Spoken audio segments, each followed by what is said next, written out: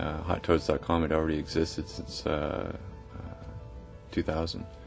So always had it. It always been a sandbox for me, for my clients and developing their websites and that sort of thing. And wanted to get back to work, being a home dad, so just turned HotToads.com into a viable business that took off from there. Wanted something that was more back to wood and retro and back to basic building toys.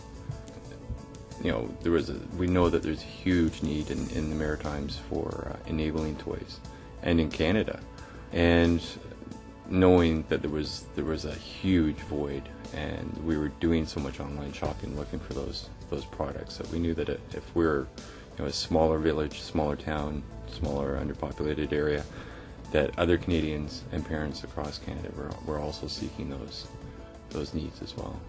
Initially, actually, we marketed Hot Toads as only across Canada because the website allows no borders, and made it more of a national presence rather than just a regional presence, because I was making the transformation still of being a home dad to going back to work full time, and I wanted that flexibility of, I want to take the day off and spend it with my kids. If my kids are sick or whatever, I have that option without committing to 40 or 50 or 60 or 70 hours a week in the store or in the warehouse, that I could also spend that time at home working on the project as well initially to get it launched.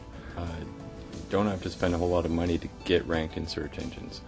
We were very fortunate because the website had been established for 6 years, that links were already created to it for other reasons. We had one of the first things we had was the shrunken head webcam, which was at the time leading edge. Everybody was setting up a webcam.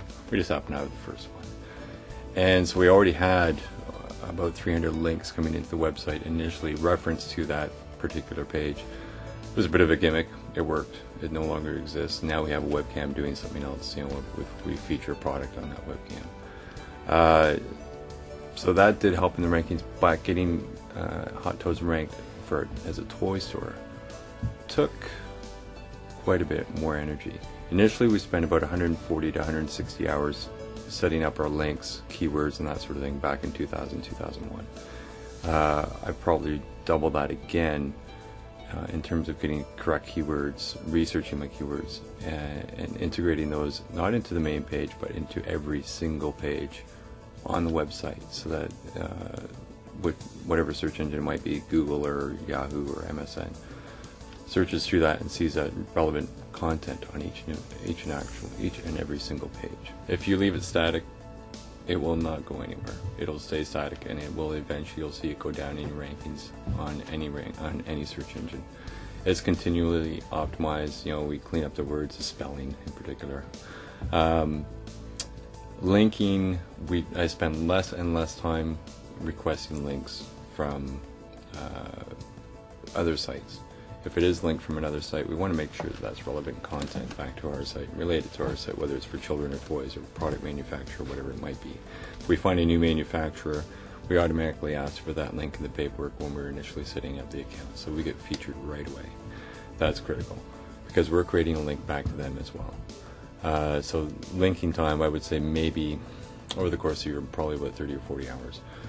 Optimizing for keywords, that's ongoing, happens on a daily basis, whether it might be through the blog, introducing a new product, maybe a product is slightly changed, adding PDF files for instructions. For example, for a game, we've asked for that PDF file from the manufacturer, add that into the website. So that's adding more and more content every single day. That never stops. If they can write a letter, they can write the content for their own page. And everyone's, all SMEs are writing their own letters. They're not paying someone else for doing that. If they can write that content, then their programmer can insert that into their website. If they want to write content about their product, they can't just have that picture. They have to write the content and the full description of that product and what it does and the technical specs and everything. They want to put all of that into a letter. If they can't program it, that's fine.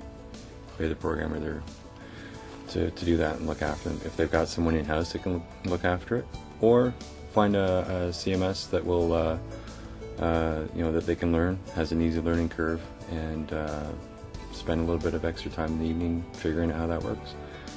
if you make a mistake, it's no big deal. It's updating your website on an ongoing basis, and it's that change that we all seek on our website, and instead of just leaving it static. I want to stay on leading edge, but it depends on what you're marketing.